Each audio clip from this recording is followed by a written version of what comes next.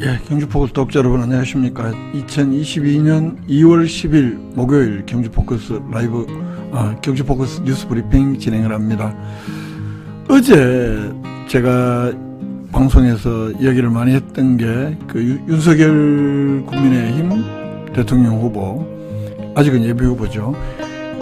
중앙일보 인터뷰에서 이 민주당 정권이 검찰을 이용해서 얼마나 많은 범죄를 저질렀냐, 거기에 상한 책임을 져야 한다, 이런 주장도 했고, 집권하면 전 정권 적폐 청산 수사를 할 것이냐, 이런 질문에 해야죠, 수사가 돼야죠, 이렇게 답했다. 이런 말들이 정치 보복에 아주 그냥 정치 보복을 하겠다는 것을 공언한 것 아니냐, 이런 보도를 하면서 이게 정말 21세기 대한민국을 후퇴할 것이냐, 정말 뒤로 한참 물리는 그런 공개적인 발언이다, 이런 말씀을 드렸는데, 오늘 청와대에서 문재인 대통령이 메시지가 나왔습니다.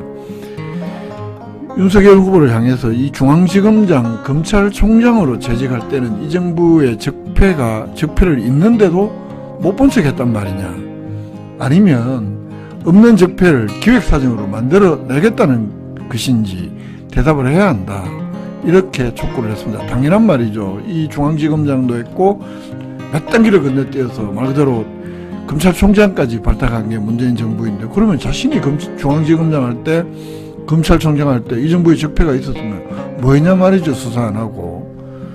자기는 눈 감았습니까? 그러면 공정화상실을 이야기하는 사람이 당연히 물을 수 있는 질문이고, 이런 말은 이번 정부의 검찰총장에 재직했던 윤석열 후보가 결국 정권의 범죄를 이야기를 하고 적폐 수사를 하겠다, 이렇게 발언하는 것이 상당히 모순 아니냐. 어제도 저도 그렇게 지적을 했습니다. 당연히 청와대에서 그런 반응이 나왔고요. 윤석열 후보는 오늘 저 윤석열 사진에 정치보복이라는 단어는 없다, 뭐 이렇게 말도 했고, 그럼 어제 이야기한 게 뭡니까? 그러면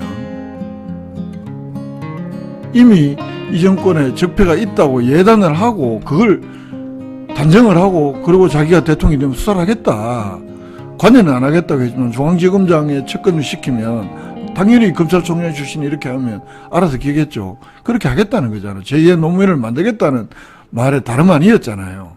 그래서 정치보복이라는 것이 정말 역사를 후퇴시킨 짓이다, 이런 발언을 했었는데, 뜬금없이 오늘은 또 대통령과 생각이 똑같다, 뭐 우리 대통령이라는 표현도 하고, 정말 이 사람 놀리는 건지 참 헷갈리는 나날들이 이어지고 있는데요. 5년 동안 이 정치보복이나 하면서 대한민국이 헛성세월을 할 수도 있습니다. 자칫하다가는. 만약에 어제 그 인터뷰 발언이 사실이라면, 아니면 정말 전 세계가 겪고 있는 이 코로나19의 이 사태, 팬데믹 사태를 이후에 이른바 포스트 코로나 시대에 그동안 어려웠던 이 대한민국의 위기 극복을 하면서 한 단계 나아갈, 앞으로 좀 더 나아갈 이런 유능한 지도자를 뽑을지, 참으로 이제 27일 앞으로 다가온 대통령 선거, 더더욱 어제 그 발언 때문에 더더욱 중요해지는 그런 의미가 있는 것 같습니다.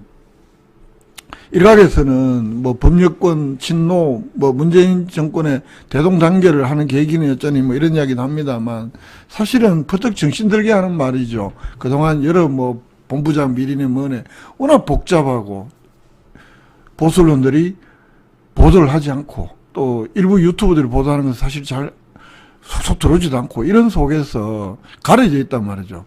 김혜경 씨는 뭐 소고기 사고 뭐 이런 사람들이, 그리고 조중동이 다 달라붙으면서 날마다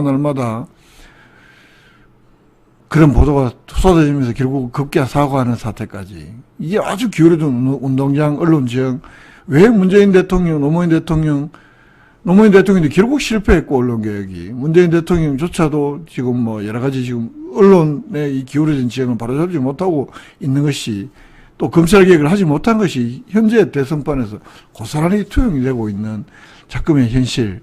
그래서 어쩌면 더더욱 이 땅의 민주주의와 사람 사는 세상을 원했던 사람들이 이번 대선을 그냥 두고 볼 수만은 없는, 그래서 제가 함석헌 선생이 이야기했던 정치란 덜 나쁜 놈을 골라서 뽑는 과정이다. 그놈이라고 투표를 포기한다면 결국은 제일 나쁜 놈이 다 해먹는다는 그 유명한 경구를 오늘 페이스북 이미지를 하나 가져와서 다시 한번 더 생각을 해보게 됩니다. 자, 오늘 경주 뉴스 간단하게 좀 정리를 해보겠습니다. 코로나19요. 지난 5일날 토요일날 204명 정점을 찍었고 6일날 170명, 7, 8일날 이틀 동안 184명씩, 어제는 160명으로 조금 주춤해지나 하더니 오늘은 다시 183명이 우리 경주에서 확진 판정을 받았습니다. 이렇게 되면서 우리 경주의 누적 확진자는 3,844명, 3,844명, 2월 달에만 들어서 1,482명째 오늘까지 발생을 했습니다. 엄청나게 많은 숫자죠. 대한민국 전체에도 오늘 뭐 5만 명이 넘은 숫자이니까 어쩌면 당연하다 볼 수 있는데, 이 당연한 게 좋은 건 아니고요. 우리 경주에도 확진자가 엄청나게 많이 나오고 있는 이 전체 2년 동안에 3,844명의 인데 2월 달에만 1,482명이 발생했다. 그러면 거의 3분의 1이 이번 달에 2년 동안에 발생한 경주 확진자의 3분의 1이 이번 달에 발생을 하고 있다. 우리 경주만 봐더라도 꽤나 엄청나게 이 코로나19 오미크론 이 변이 바이러스의 무서움을 좀 그 확산이 얼마나 무서운지 다시 한 번 더 확인을 하게 되고요. 이렇게 되니까 진단검사 인원도 어제만 하더라도 1,747명, 오늘도 보건소에 긴 줄이 서 있는 걸 봤고, 시민운동장 마찬가지. 그리고 어제만 해도 밀접 접촉자 중에서 자가격리 되신 분이 우리 경주에서만 44명, 오전 10시 현재 자가격리되어 계신 분이 558명 이나 됩니다. 그리고 치료 중인 시민이, 우리 경주 시민이 1,645명인데 이 중에서 재택치료를 받고 계신 분이 433명. 누누이 강조합니다만 마스크 잘 끼고 안 걸리는 수밖에 없다. 안 걸리는 게 뭐 내 마음대로는 안 되는데 확률을 줄이는 수밖에 없다. 이런 생각을 다시 하게 되고요. 백신 접종률은 그 정부 대한민국 전체하고 우리가 늘 경주하고 한 3%포인트 우리 경주가 늦게 가고 있다 말씀을 드렸는데 여전히 그렇습니다. 1차 접종이 우리 경주가 84.7%인데 대한민국 전체로는 위에표 87.1%, 2차 접종은 경주가 83.1%, 대한민국 전체로는 86.1%, 3차 접종 우리 경주에 어제 755명 더 받으면서 14만 명 넘었었고요. 55.8%인데 대한민국 전체로는 56%, 이것도 마찬가지로 우리 경주가 조금 더 늦게 가고 있다, 이렇게 봐야 되고요.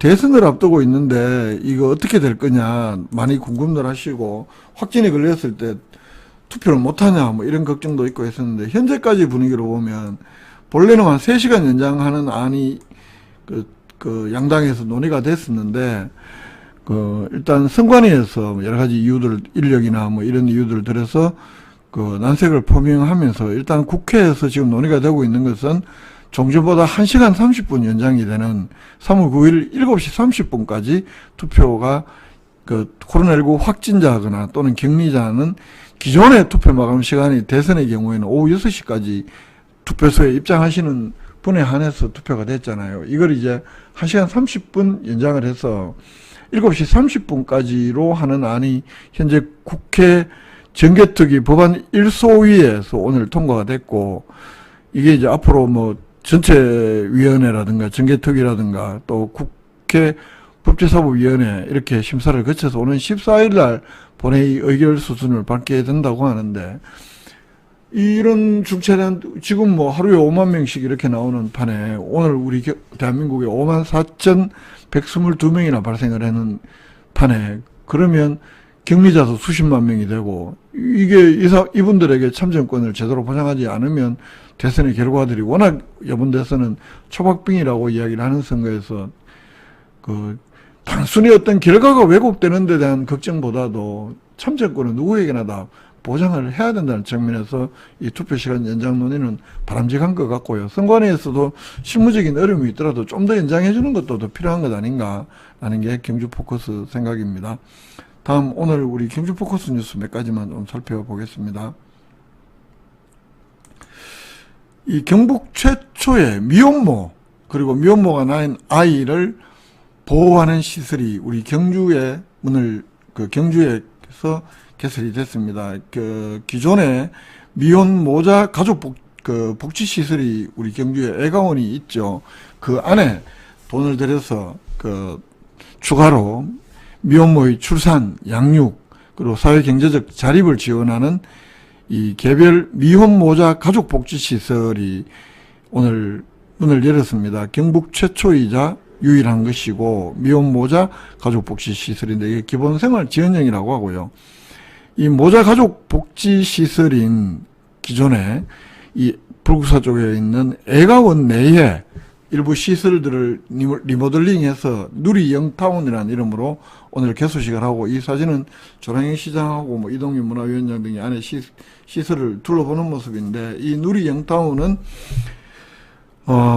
바닥 면적이 면적이 총 한 380제곱미터 평방미터라고 하니까요. 한 100평 남짓하네요. 그죠? 2층 규모, 국비 2억 5천만원, 경주 시비 1억 7천만원, 그리고 사회복지법인 단체, 자부담금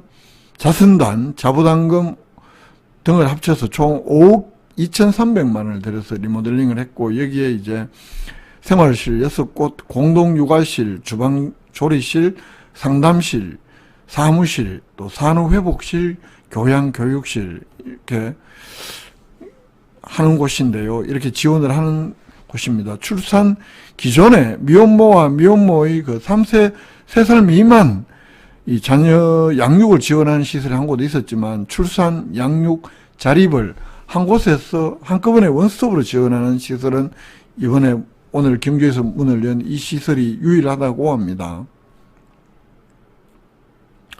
숙식을 무료로 제공하는 것은 물론이고 분만 의료 혜택, 또 사회경제적 자립 등을 지원을 하게 되는데요. 이 입소 대상은 이 미혼의 임산부와 출산 후에 6개월 미만의 자녀가 있는 미혼모가 이 대상이고, 최장 1년 6개월까지 생활할 수 있다고 합니다. 안에 자세한 내용 적어놨고요.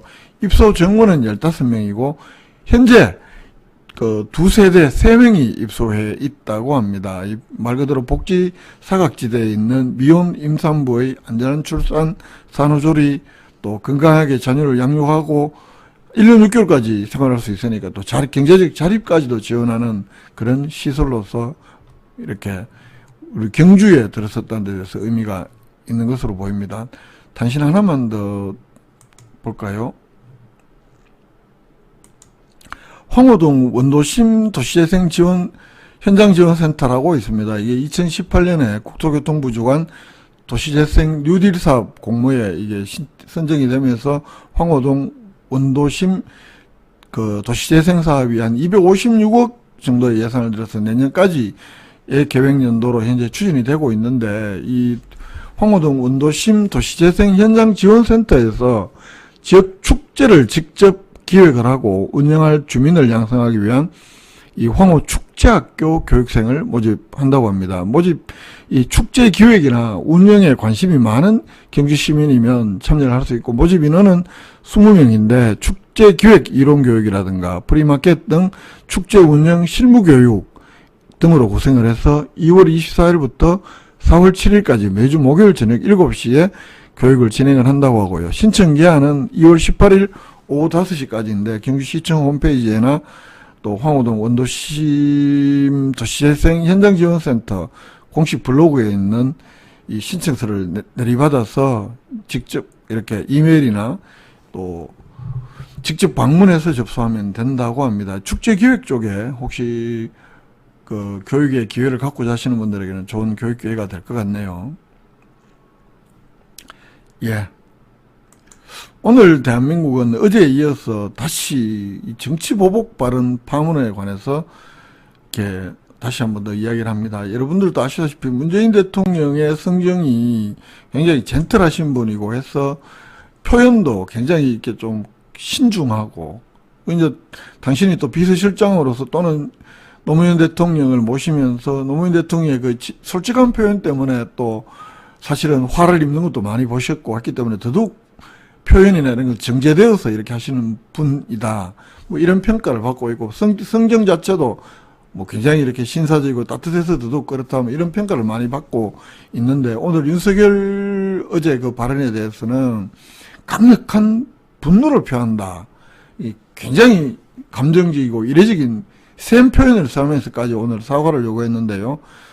아까도 말씀드렸다시피 윤 후보를 향해서 중앙지검장, 검찰총장, 결국 문재인 대통령이 다 정부 때 임명했던 그 윤석열 총장 후보 자체가 이걸 다 거쳐왔잖아요. 중앙지검장, 검찰총장으로 재직할 때는 이 정부의 적폐를 있는데도 못 본 척 했단 말이냐, 아니면 없는 적폐를 앞으로 기획사적으로 만들어내겠다는 건지 대답을 해야 한다. 이렇게 오늘 강력하게 촉구를 했습니다. 이와 관련해서 김두관 민주당 의원의 페이스북에는 이런 이야기도 있더라고요.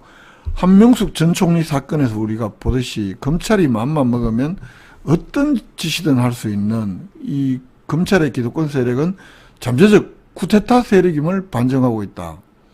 정경심 교수 수사에서 무소불위의 검찰을 다시 확인을 했고, 민주당은 이 개혁에 성공하지 못했기 때문에 오늘날 윤석열 후보가 나타난 것이다.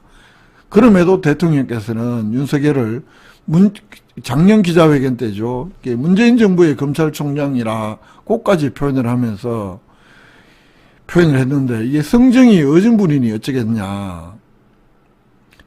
그때 많은 이들이 이것까지는 아닌데라고 전했지만 이미 늦어버렸다. 역사는 어진 대통령의 성정보다 윤석열의 치밀한 목소리를 더 기억할 것이다.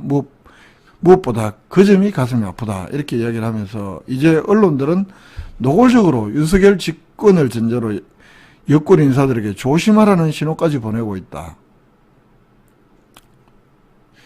이제 선택은 선진국에 진입한 대한민국이 검찰공화국으로 다시 내려앉을 것인가, 아니면 선진민주국가로 갈 것인가, 중요한 선택의 기로에 있다. 이렇게 주장을 하면서 입이 있는 자는 외치고 손이 있는 자는 흔들며 분노가 있는 자는 거리로 나서야 한다.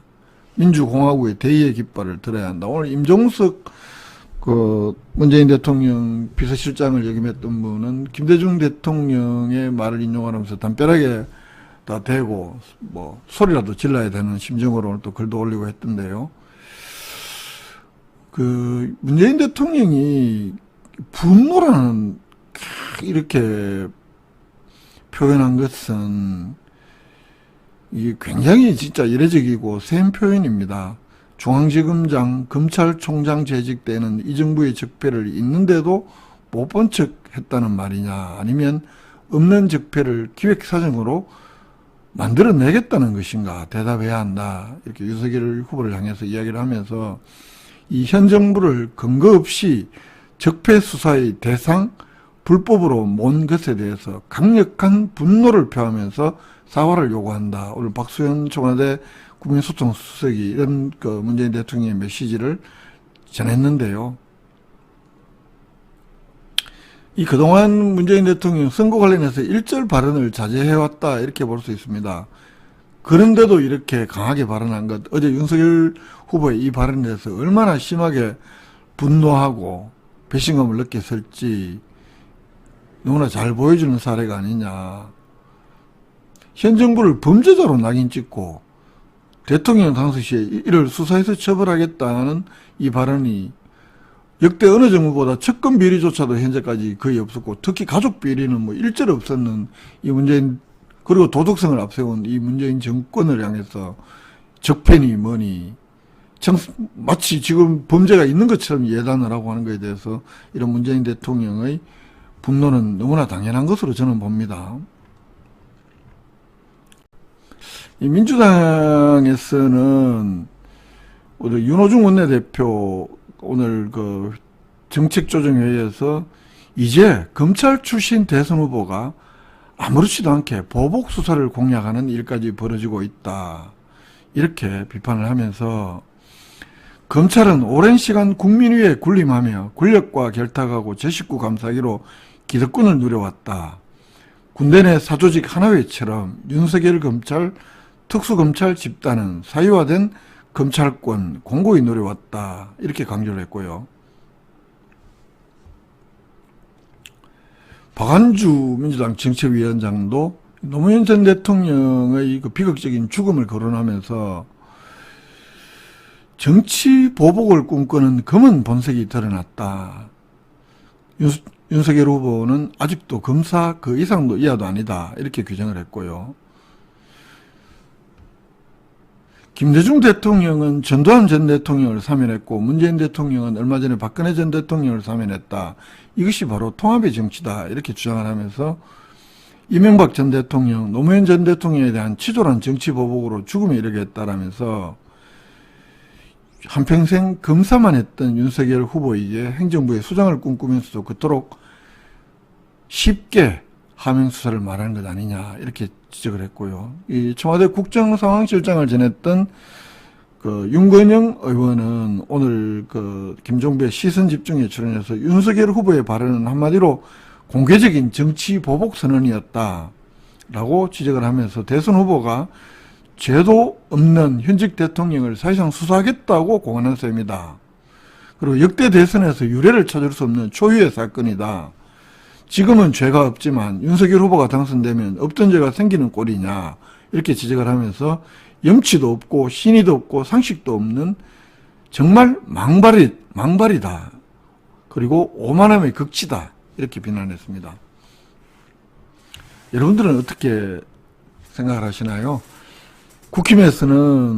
국민의힘에서는 오히려 대통령을 향해서 부당한 선거 개입이다 뭐 이렇게 지적을 유감을 표한다 이렇게 목소리를 높였다고 합니다. 이양수 대변인 대통령이 왜 부당한 선거 개입을 하냐. 진짜 선거 개입은 윤석열 검찰총장의 고발 사주가 아니었나요?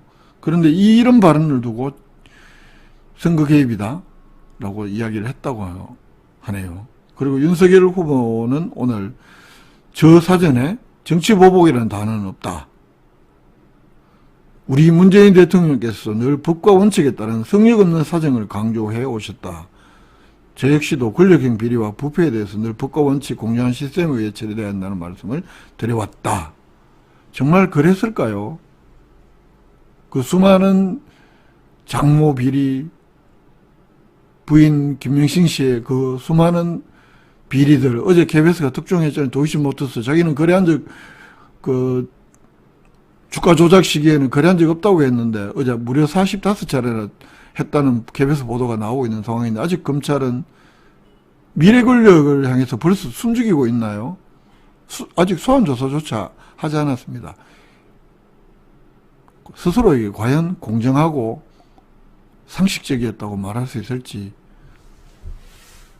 참 많은 의문이 드는데요. 올해 대선은 그래서 정말 거짓과 참회 싸움이 다시는 이런 이야기들이 없을 걸로 우리가 생각을 했었는데 정말 민주 세력과 반민주 세력에 다시 한 번 더 일대 격돌이 아닌가 저는 그렇게 생각을 하게 됩니다. 이번 대선이야말로 정말 좀 이제는 없어졌을 거라고 생각했던 민주 세력과 반민주 세력의 다시 한번 최종 일대 결전이 아니냐. 선진국에 진입한 대한민국이 다시 앞으로 더 나가느냐 아니면 다시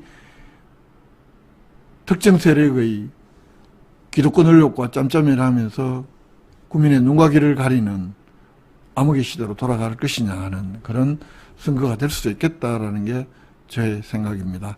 오늘 뉴스브리핑 요즘 뭐 개인적으로 여러 일들이 많습니다. 그래서 오늘도 좀 녹화로 할 수밖에 없다는 점 양해 말씀, 여러분 독자 여러분들의 양해를 구하면서요.